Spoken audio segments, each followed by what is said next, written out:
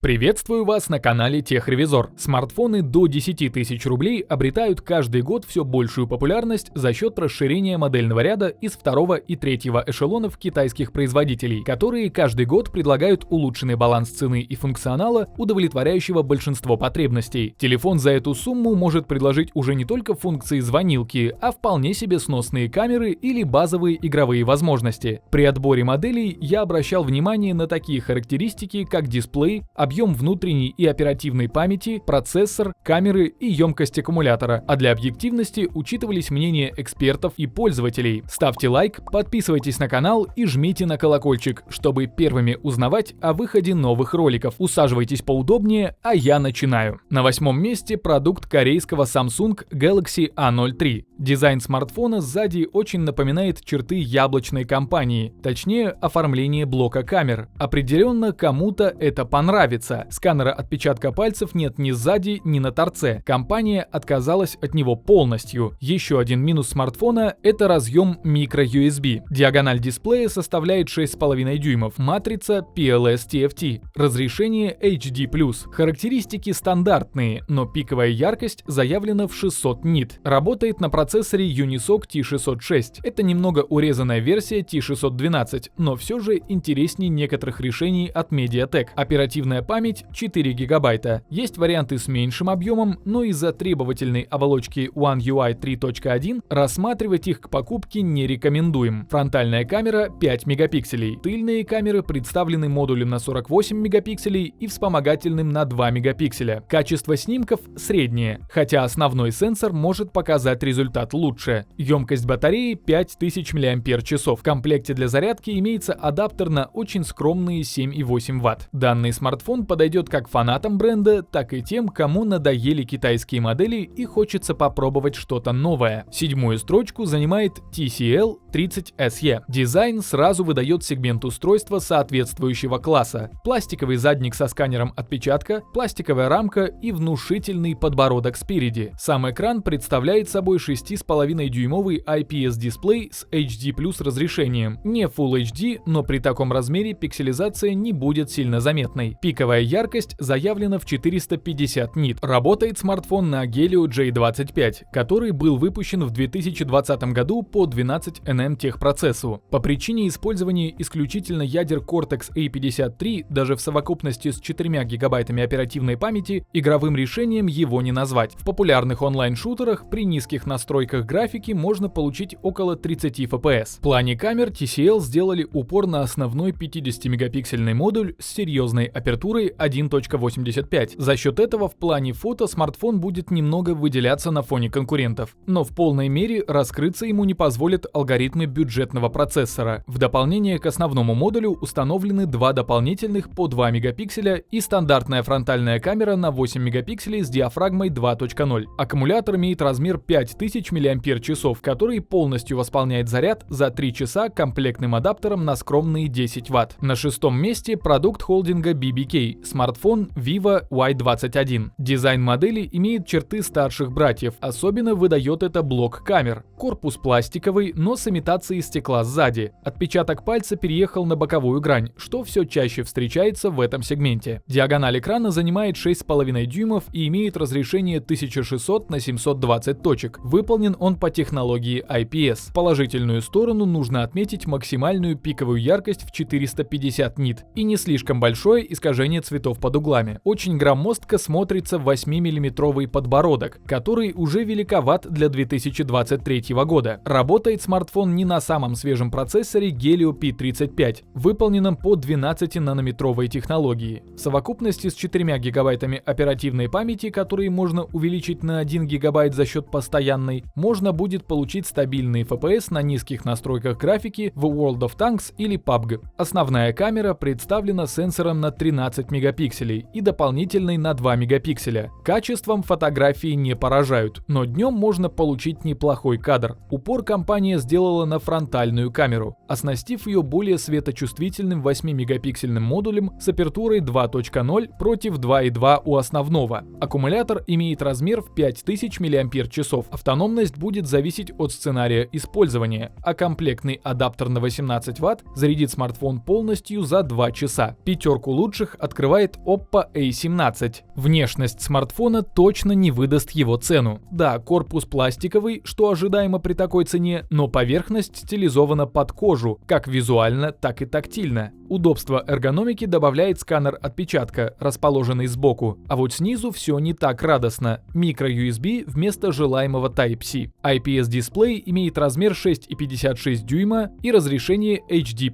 Максимальная яркость достигает 600 нит, что довольно неплохо для такой цены. За быстродействие Oppo A17 отвечает процессор 12-нанометровый Helio J35, самый популярный чипсет в этом ценовом сегменте. Производительности для повседневных задач достаточно, но для игр будет маловато. Также производитель установил постоянную память типа eMMC 5.1, что не так хорошо, как UFS. Основная камера представлена модулем на 50 мегапикселей с апертурой 1.8 и малозначительным дополнительным на 5 мегапикселей с диафрагмой 2.8. Фронтальная также 5 мегапикселей, но с более светочувствительным показателем в 2.0. Автономность обеспечивает аккумулятор емкостью 5000 мАч, который будет заряжаться почти 3 часа от комплектного адаптера на 10 Вт. Четвертую ступеньку занимает Infinix Hot 20i. Корпус смартфона выполнен из глянцевого пластика, который прекрасно собирает отпечатки. Дизайн блока камер имеет черты более дорогих моделей, но сканер отпечатка сзади выдает ценовой сегмент устройства. Дисплей имеет размер в 6,6 дюйма и выполнен по технологии IPS с разрешением HD+. Пиковая яркость достигает 500 нит. Для этого сегмента это самые стандартные показатели. Работает смартфон на процессоре Helio J25 вместе с 4 гигабайтами оперативной памяти, но технология расширения памяти позволяет увеличить ее объем до 7 гигабайт. Особенностью в плане железа является объем постоянного хранилища на 128 гигабайт, выгодно выделяющий аппарат на фоне конкурентов. Блок камер представлен 3 объективами, причем производитель указывает данные только по основному, чье разрешение составляет 13 мегапикселей с апертурой 1.8. Два дополнительных позиционируются как UVJ датчики. Для рядовых снимков в быту качества будет достаточно, главное, чтобы хватало света. Для вечерней съемки во фронтальной камере установлена диодная вспышка, а сама камера представляет собой модуль на 8 мегапикселей. Батарея на 5000 мАч восполняется на 100% за 3 часа по причине поддержки максимальной мощности зарядки лишь в 10 Вт. Бронзовую медаль забирает Xiaomi Poco C40. Дизайн смартфона повторяет черты остальных линеек бренда. Модуль камер размещен на глянцевой площадке вместе со сканером отпечатков и с именем компании. Задняя панель пластиковая, с текстурой под кожу. В Poco C40 используется IPS-дисплей с разрешением HD+.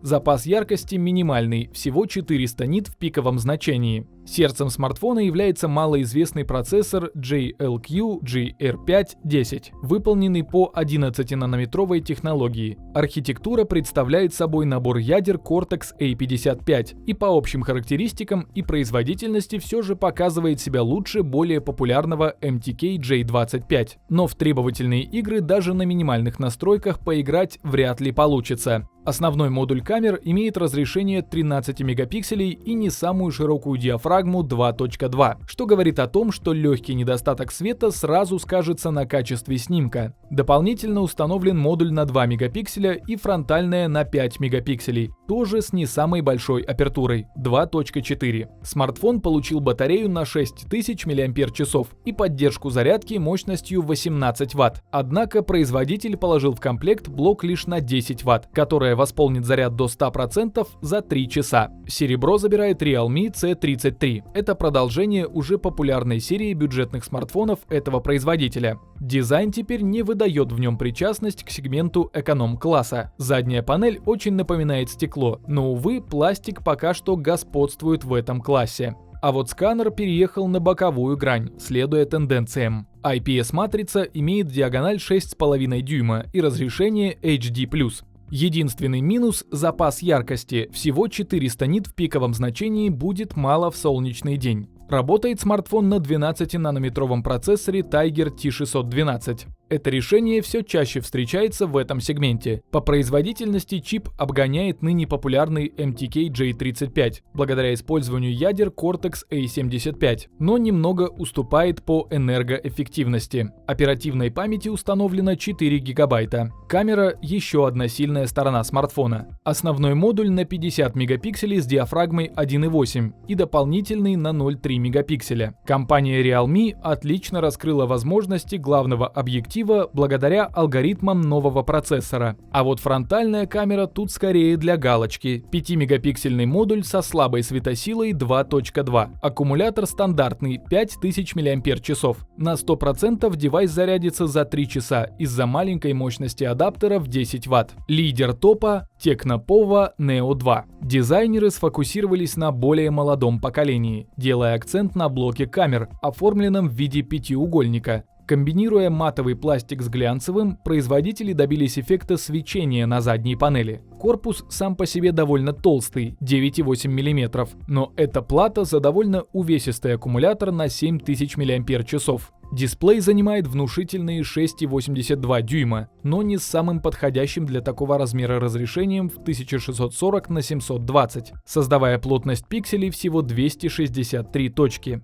Бонус кроется в повышенной частоте развертки в 90 Гц, что обычно не встречается в моделях этого ценового класса. Работает смартфон на MediaTek Helio J85 в совокупности с 4 гигабайтами оперативной памяти. Это 8-ядерный чип, созданный на 12 нанометрах. Энергоэффективностью он не отличается, но задатки производительности в играх ощутить можно. И все-таки это решение считаю одним из лучших на сегодня, учитывая цену устройства. Расположение камер вводит в заблуждение, что у смартфона их 3, но нижняя вставка – это вспышка. Рабочий объектив только один на 16 мегапикселей с апертурой 2.0, второй на 2 мегапикселя. И вместе с не самым слабым процессором алгоритмы выдают очень неплохую картинку в дневное время. Фронтальная камера представлена 8 мегапикселями с диафрагмой 2.0. Качеством она поразить не может, но наличие подсветки спереди выделяет ее на фоне конкурентов. Комплектный блок питания на 18 Вт. Небольшой показатель, учитывая внушительный аккумулятор, на полную зарядку которого уходит 3 часа. На этом мой рейтинг подошел к концу. Подписывайтесь на канал, ставьте большие пальцы вверх, а также не забывайте включить уведомления, чтобы первыми узнавать о новых рейтингах и обзорах техники.